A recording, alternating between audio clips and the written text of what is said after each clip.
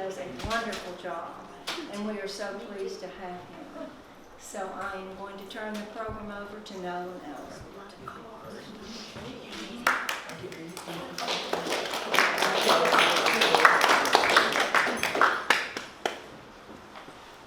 Well, hopefully everything okay.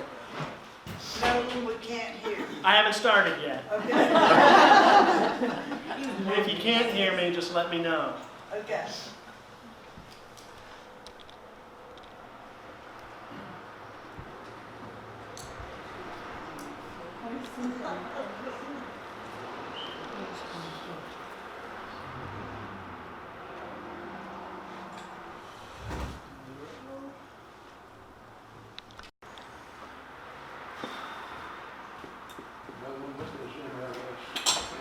Master of Library Science.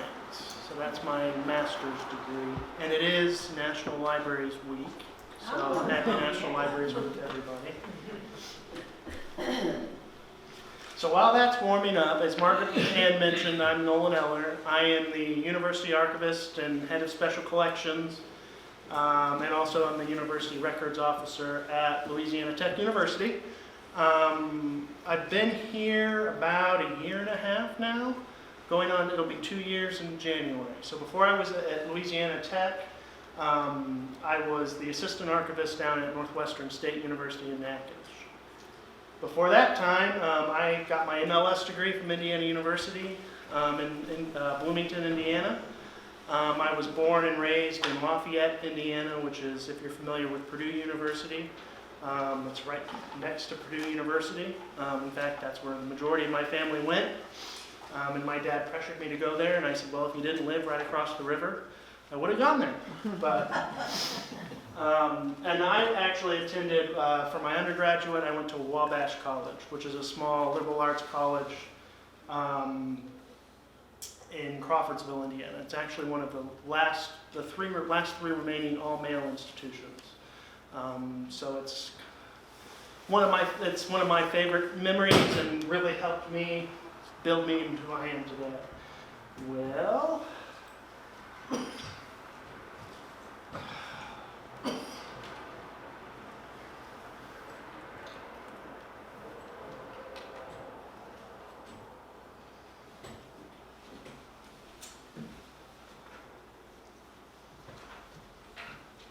there we go. Okay, so now we're back on track.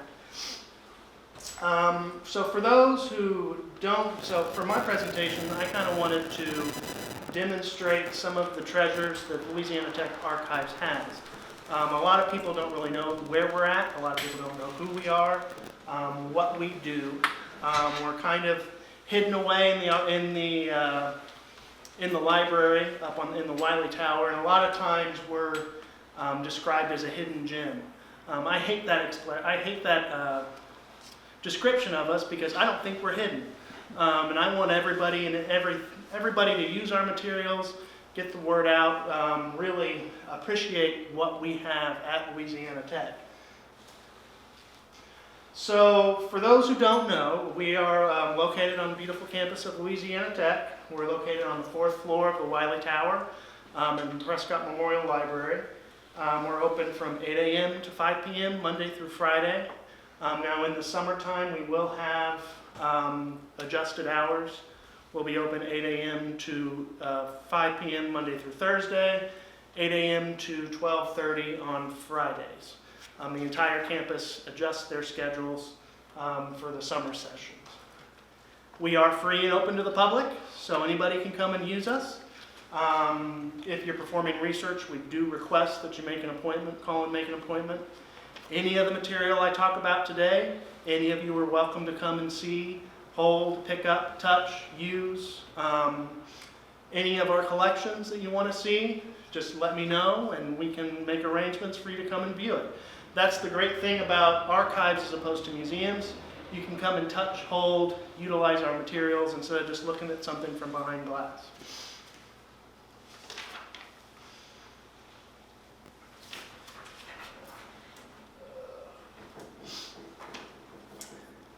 So just to give you a little bit about information about the University Archives and Special Collections, Our mission is to collect, preserve, and make available materials that document the history of Louisiana Tech, Ruston, Lincoln Parish, and North Central Louisiana. So we are not just Louisiana Tech, we are not just collecting Louisiana Tech materials, we are collecting for the entire region to ensure that our history is preserved and kept and made available for researchers and historians to look at, appreciate, and write about. Our collections are comprised of over 600 different collections and over 5,000 linear feet of materials. Our collections include, but are not limited to, manuscript collections, university archives, rare books, artifacts, tech museum collections, maps, photographs, you name it, I bet we have it. And I'm finding when I was compiling for this presentation, there's a pretty good chance we have it. If you name it, we've got at least a book about it. Our manuscript collections are probably our most diverse collections. These collections were donated to the university from the community donors, alumni, and demonstrate the history of Ruston, Lincoln Parish, North Central Louisiana.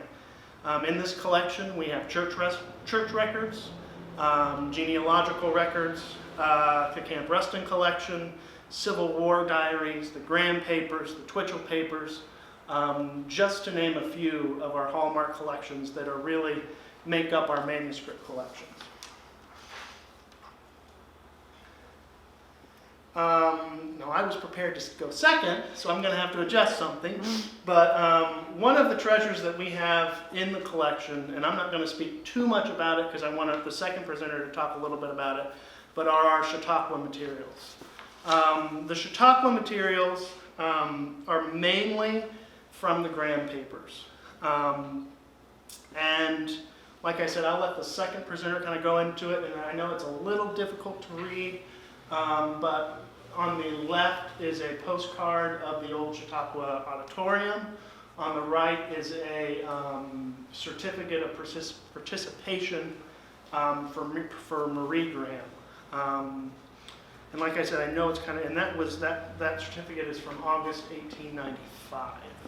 The Grahams were very influential in the Chautauqua, very involved in it. As Margaret Ains mentioned, Chautauqua is a national movement, a national organization, and the Grahams were very involved nationally in the Chautauqua itself. Here is a couple other pieces of our Chautauqua materials from the Graham collection. On the left side is a program for the Industrial Institute Night, and on the right is a postcard that outlines the Louisiana Chautauqua sessions. There's one interesting one, you can't read it, but there's a session called the Taffy Man. Don't know what it was about. The Taffy Man. So, interesting things were, and like I said, I don't know what that session was about, but these were speakers that rode the Chautauqua circuits. They came from all throughout the United States. So that was kind of an interesting session. Could have been an interesting session, I don't know. Are you saying taffy? Taffy, yes, like a soft water taffy, saltwater taffy. Oh, it was big back then, I know that, yes. On this slide, and like I said, it's hard to see because of the lighting and the projector, but this is one of our Chautauqua treasures. It actually is a program for the Chautauqua at Ruston, here in Ruston. And again, I know it's really difficult to see, but on here is a wonderful quote that kind of describes the Chautauqua. And you all are here really presenting, or really adding to this history. But the Chautauqua, it's under the aim, it says that the Chautauqua will present through carefully selected lectures and instructive classwork the rare benefits of new light, new inspiration, and new ideas to those seeking broader opportunities for knowledge and culture. And I think that's just a wonderful idea, really, for life in general. I think that's just a great motto to live your life by. If every day you're going out seeking new ideas, new light, new perspectives on life. It's just a great way to live. And I want to thank you all for being here tonight, really maintaining and keeping the Chautauqua alive here in Lincoln Parish and in Ruston. Nolan, Yes. did you mention that school teachers got credit for Right. attending the... Yes, school teachers got credit, professors got credit. There's a lot of overlap between Louisiana Tech and the Chautauqua. C.E. Bird was the head of one of the Chautauqua commissions here in Ruston while he was here at Tech. But like I said, I will probably let the other presenter kind of go into a little bit more detail about the Chautauqua. So I'm sure you all know, but one of the hallmarks of our collection is the Camp Ruston collection. For those that aren't aware, Camp Ruston was a prisoner of war camp during World War II, just outside of Lincoln Parish, or just outside of Ruston, actually right outside of Grambling, and is now comprised. Some of the camp is still still surviving, but it is actually cow pastures from the Louisiana Tech side, and the Grambling side is the Grambling still owns and maintains their part of the campus as well. There are some buildings, but they're pretty dilapidated. While there, the prisoners were encouraged to really explore their artistic abilities, pass the time. So there was a band at the camp, choir. They had some of the best cooks. These are some of our artwork materials from the camp. So these were all created by prisoners of war at Camp Ruston. They're beautiful pieces. The ship model, all of that was created from materials either found at the camp or materials that were brought to them by the guards if the pieces were commissioned by guards. The wood carvings, pen and ink, drawings. So these are just wonderful pieces. And these pieces are on permanent display up in the archives, so if you ever want to see them, you're more than welcome to come and view them. We are lucky to have some of the only evidence of the castles and buildings that were constructed. At least to our knowledge, that is the only known remnant of a castle that was constructed. These castles dotted the landscapes out at the camp, and there were castles, replica stadiums.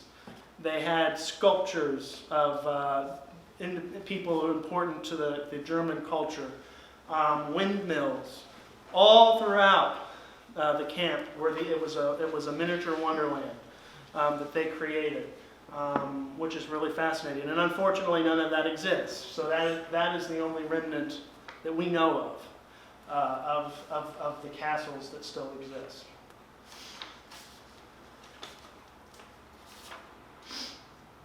Before you leave that, you need to talk about the chalet. Yes, and I didn't have a picture of it, but there is we have a Swiss chalet And the Skinners that are was here, donated so- generously by Mr. and Mrs. Skinner, and it was created by materials found at the camp. So the roof shingles are actually pieces of boot leather that were that were used, and there are some actual shingles on the back side, but it's a beautiful piece. And we were wonderful. We were very grateful to have it. And Mrs. Skinner, we would like to thank you for letting us have it, and we're keeping it and we're preserving it, and we're doing all that we can to ensure that it lasts forever and ever and ever. And so yes, that's another hallmark of the Camp Ruston collection. Through the generous donation of Dr. John and Warren Kardatsky, in honor of Warren's father, Dr. Frellison Fletcher Smith, who was an English professor at Louisiana Tech, we have one of the best autograph collections of American and British literary figures and authors. Two of the prized pieces of that collection that were donated are our two French kings. So right here in Lincoln, right here in Ruston, You can come to the 4th floor and see, and these are original pieces, so a piece signed by Louis XIV and a piece signed by Louis XVI.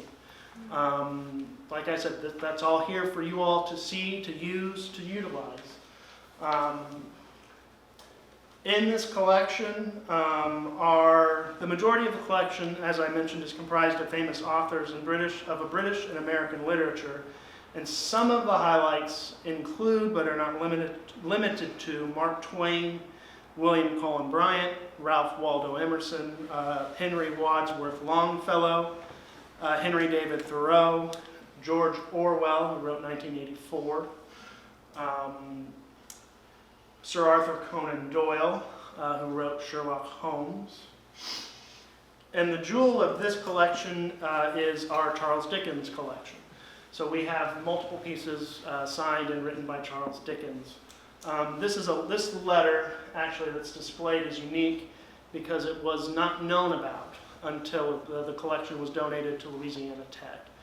So it wasn't known about by the Dickens Society, which has cataloged all of Dickens' known manuscripts. Now the letter, it's just a normal letter. It's just a normal correspondence. And it reads, "I have received your earnest letter with much gratification and esteem. It as a very high privilege to be so addressed. Accept my thanks and the assurances of my sympathy. Faithfully yours, Charles Dickens."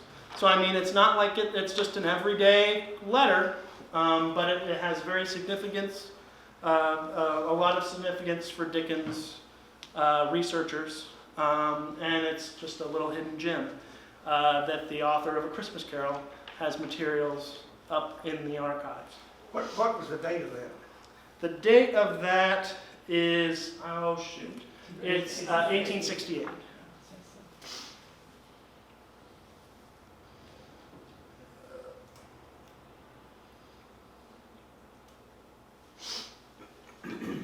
One of the hidden gems of our collection, and it's materials that not many people know that we have, are our medieval manuscript collections. This collection is comprised of the oldest document material that we have in the collection. And on this slide are two of the more beautiful pieces from this collection. These are both illuminated manuscripts. Illuminated manuscripts are manuscripts that are not only comprised of text, but are illuminated and decorated with borders, miniature illustrations. And you can't really see it through the scanning, but there is gold leafing in all of that, in all of the illumination. All of this, these materials were hand printed. All of this was hand done on vellum and handmade paper. If you view the materials themselves, you'll see the guidance lines that were used. A lot of times this was done by monks, religious people of religious orders.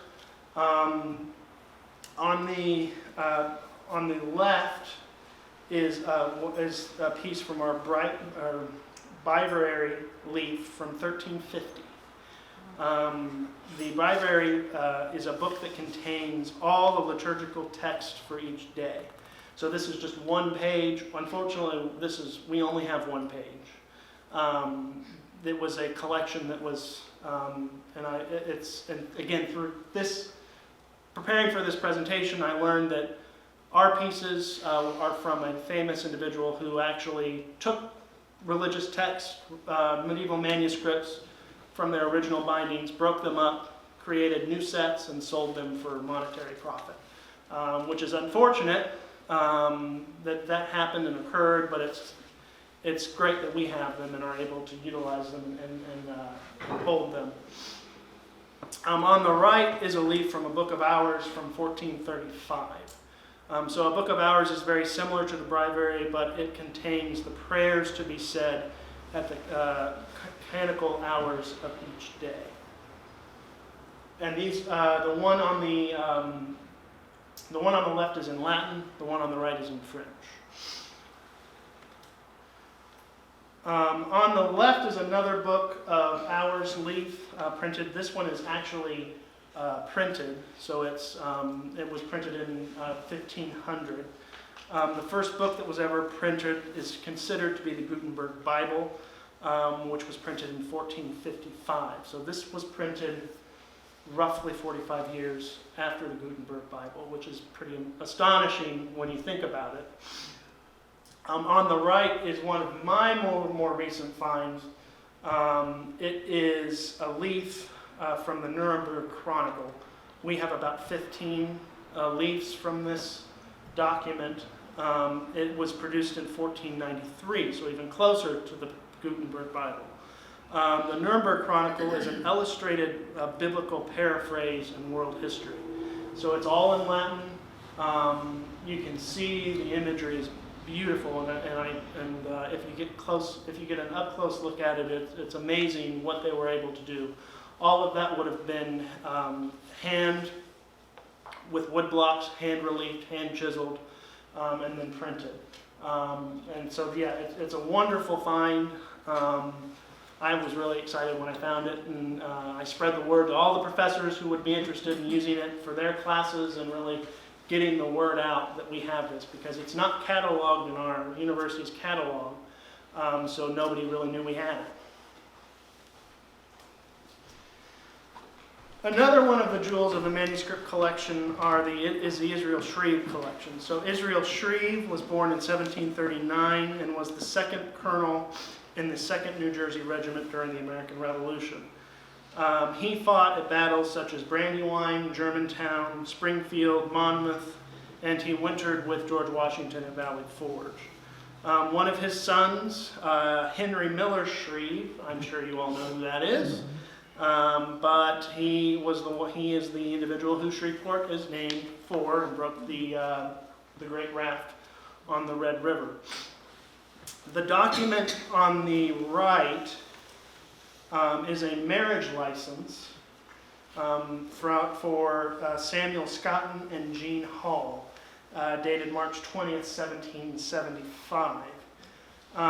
What is of interest to this document is who signed it. This is actually signed by the colonial governor of New Jersey, William Franklin. And he is the illegitimate son of Benjamin Franklin. And William Franklin, during the war, went back to England. He was a Tory. He supported the king and the British monarchy. And it was a strained relationship pretty much all throughout their lives between both Franklins. On the left is a letter from Shreve to his wife dated July 18, 1776. So the significance of this letter, in it, Shreve explains the first time about when he heard the Declaration of Independence. So it's a short line, but it says, "I had the pleasure to see and hear the Declaration of Independence, which gives life to the officers and the Army. It gives life to the officers of the Army in general." To me, that's fascinating, because that document is probably the closest that you can get here to the Declaration of Independence. It was written shortly after the Declaration of Independence was signed, and it's somebody's first thoughts of the Declaration of Independence after they first heard it, which is truly remarkable and a wonderful piece. In our collections, we do have one congressional collection, so we are the repository for the papers of Louisiana Tech alum and Congressman Joe Wagner. Congressman Wagner represented Louisiana's 4th District and was in office from 1961 to 1979. Wagner was a staunch defender and confidant of Richard Nixon.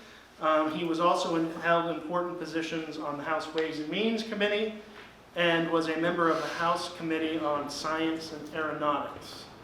Above, and I know it's hard to see, but that's a letter from Richard Nixon to Congressman Wagner. Congressman Wagner actually hosted Richard Nixon here in Louisiana at his home.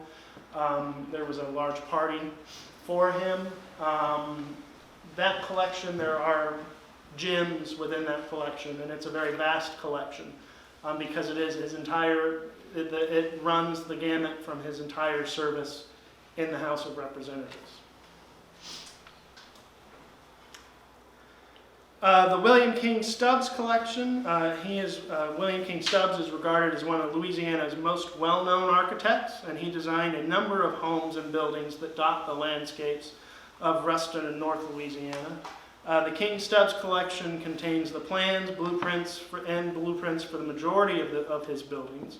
One of the more important pieces is a map of the city of Ruston drawn by W.M. Washburn in 1901. This map shows the original 20 acres of land donated for the Louisiana Industrial Institute by Francis P. Stubbs, who was the grandfather of William King Stubbs. Apart from our wonderful manuscript collections, we are the primary repository and institutional memory of Louisiana Tech University. Our university archive spans the entire history of Louisiana Tech, including the first degree ever conferred to Harry Howard in 1897. We have T-books, catalogs, commencement programs. Our presidential papers date back to G.W. Bond. We have a vast lanyard collection, tech talks, and so much more material relating to Louisiana Tech and the history of Louisiana Tech. I always tell the faculty and the staff, if there's anything that happens at Louisiana Tech, I want evidence of it. Not only for the archives, but for records management, which that's a whole nother ball game. And if I was talking about records management, I promise you'd all be asleep because it's not very exciting. Our rare book collection is another gem that not very many people know about. Our collection has books that date to the 1500s. The foundation of this collection is the original 125 books that were first donated to Louisiana Industrial Institute by then President Colonel Arthur Prescott.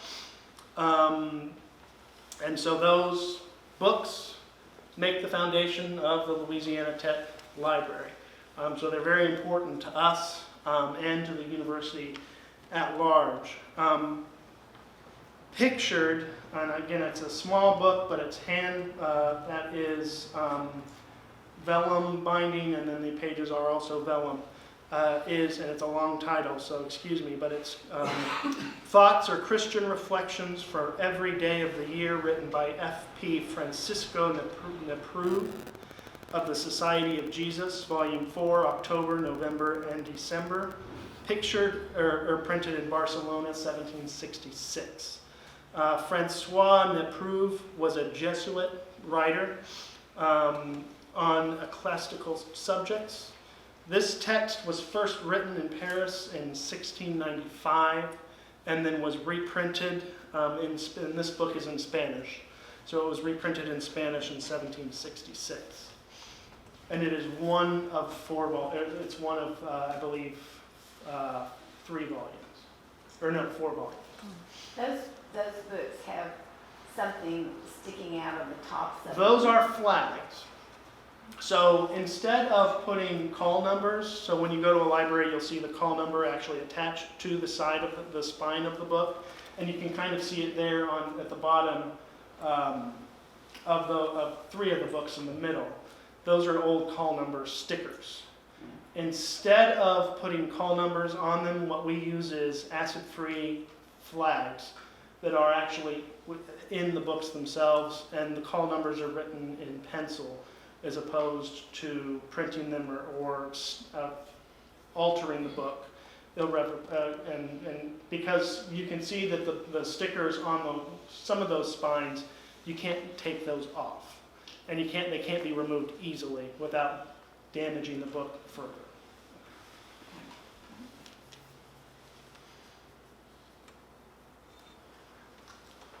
Another, last but not least, and this is our oldest material, is our Caddo pottery collection and indigenous peoples collection.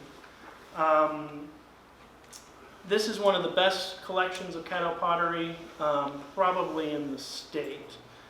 We have over 200 pieces that were left to us by T. Harper Willis for the majority of them. We have tons and tons and tons of projectile points, That's a Mill Creek hoe.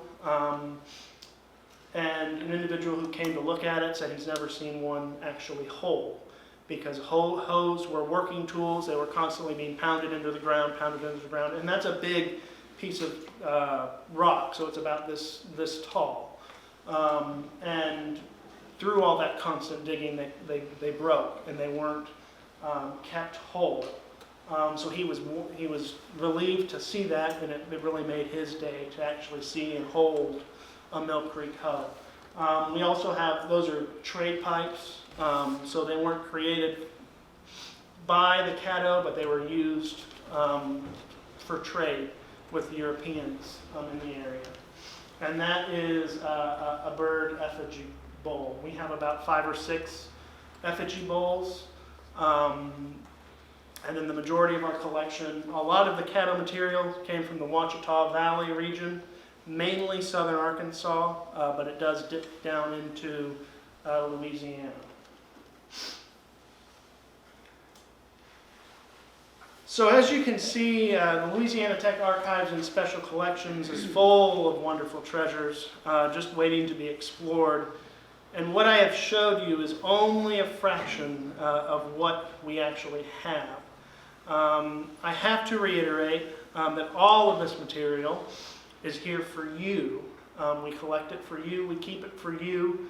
It's yours to see, it's yours to research, it's yours to utilize.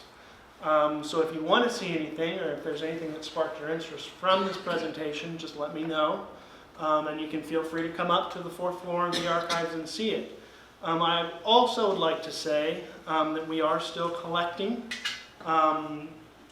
And if you have any collections in your family that you're thinking of donating or would like to see donated, you can contact me if it's Lincoln Parish or North Louisiana related, because that's our collecting sphere. If not, I can point you to repositories that might be more receptacle to your materials or have more geographic locations that are closer to where your materials originated.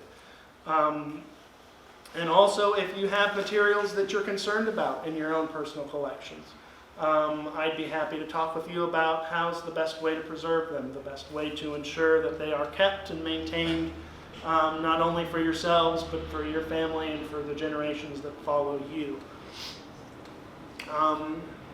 In addition to my PowerPoint, I do have some materials that I brought from the archives on that front table there. From the university archives, I brought some old tea-books.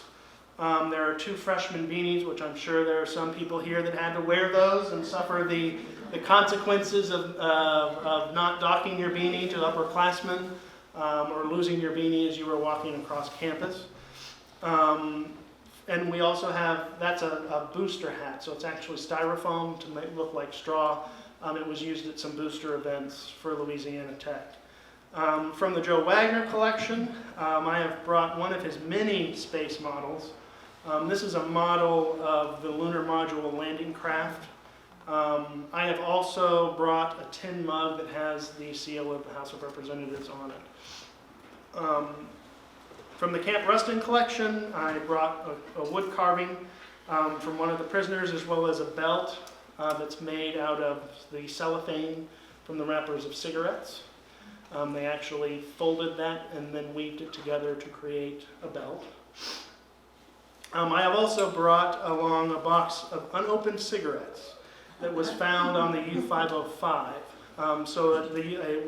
which was a German U-boat that was captured by the United States, which gave us the access to the Enigma machine.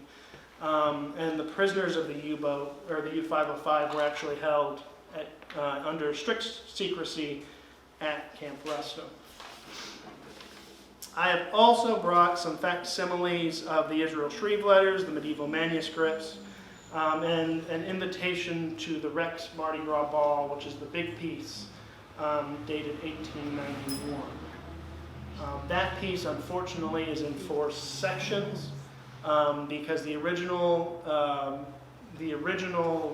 invitation was folded into an envelope and then would have been unfolded. but it's a beautiful piece to look at when you actually see it in person. And finally, from the rare book collection, which is the larger piece, I've brought our copy of John Parkinson's, and excuse it's a Latin title, but Parciti in Sol Pardisis Terra Sistris, or a choice garden of all sorts of rarest flowers with their nature, place of birth, time of flowering, names and virtues to each plant, useful in physic or admired for beauty, for which annex a kitchen garden furnished with all manner of herbs, roots, and fruits for meat or sauce, used with us with the art of planting an orchard, all unmentioned informal herbals collected by John Parkinson, and this book was published in 1656. So it predates the United States of America, which is pretty fascinating when you think that that survived. And that's just one of our wonderful rare book collections. So do you all are there any questions? I kind of got done a little early, but yes, Ms. Dr. Well, maybe you mentioned already, but all of the master's theses written at Tech Yes. are deposited there in the archives. Part of the university archives, we have every copy of a thesis or dissertation that was written for Louisiana Tech University. We're actually in the process of talking about digitizing that material, so it'll be available digitally. Another exciting project we're in the process of doing, we've scanned about 25 of our lanyard collection. Ideally, we'll have that entire collection online and available digitally, so you can actually flip through the pages of the lanyards. What's the most exciting part of this is they are word searchable. So you can put in a name and it can pull up the name and pull up every page or where that individual is. Those right now are being scanned and are actually on a website called archive.org. So if you go to archive.org and type in Louisiana Tech, you're most likely going to see those 25 lanyards that have been scanned. And I'm doing some of that scanning, and then I've got some student workers. Are they the helping me with first, are they that the scanning. first 25 yearbooks? Or What was that? are they the first 25? They're the first 25 yearbooks. Good. So We're not ideally, there yet. yeah, first 25, so starting in 1909. Yes, Dr. Gunn. Do you have a general collection on each of the parishes of North Louisiana, like, odds and ends on Right. Webster Parish or Bienville Parish or whatever? We have some what we call vertical files, which are kind of the odds and ends, kind of what you're talking about. Collections of and newspaper clippings, articles, and I believe we have them for the majority of the North Louisiana parishes. No, most of the oddest items you have come across in the archives. We do have a human skull. I'm not supposed to say that because I'm not supposed to have it, but I do have it. I actually came across that. It's in the Tech Museum collection, and there's some, we don't know where it's from. Because it was with a lot of Native American artifacts, there's concern that it was from a burial ground, a Native American burial ground, which is concerning to us.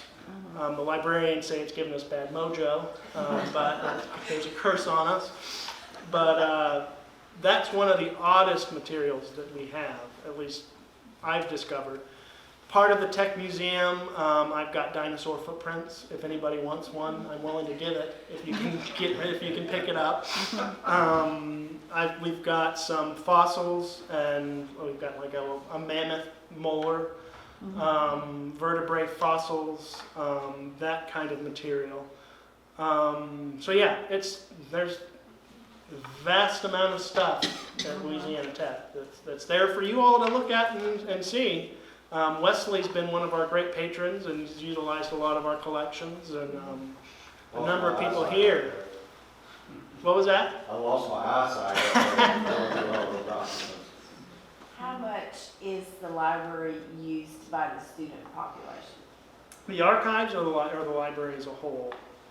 Prescott, Prescott? the archival part of it. Right. Unfortunately, not as much as I'd like it to be. I'm working on changing that. So I would say we work with a couple classes through the history department and the English department. We are also on the freshman freshman connection or something, the freshman tutorial classes. Some professors bring their students, have their students come up and basically do kind of a scavenger hunt. So one of the questions is you have to take a picture of yourself with the former president docking his hat. We have a large photograph of President Rock walking down the street with his hat in his hand. They also have to look for the first diploma and other materials in the Tech Archives. So we're trying to get the word out a little bit more. And our visitation has been up since I've been at Louisiana Tech. No. Yes. My question's about the first diploma. You said that was a Mr. Howard? Yeah. What was, I couldn't read it. What was his degree? It was in, and I don't have it on me, I believe it was a Bachelor of Science. Okay. We have his brick, a picture Mhm. in the parlor, and that's what Howard Auditorium was. Right. And how the piano in there was the Howard Yes. family. The piano that's in our now library behind the screen is from the Howard family. And he was kin distantly to Dot Clinton. I don't know the relation, but she's the one that got all these materials here. And Dr. Henry also has donated a lot of materials to the Tech Archives, and the Frelish and Fletcher Smith collection are a number of his books that were signed by some authors. So like coming from Indiana with Kurt Vonnegut, that's kind of my, but Mark Twain and others. So it's a really great collection. Yes. You didn't mention the Hinchhosa collection. Yes. How many pieces are in that? Oh gosh, I haven't physically counted it, but we probably have the largest collection of Hinojosa artwork in probably in the world, apart from himself. But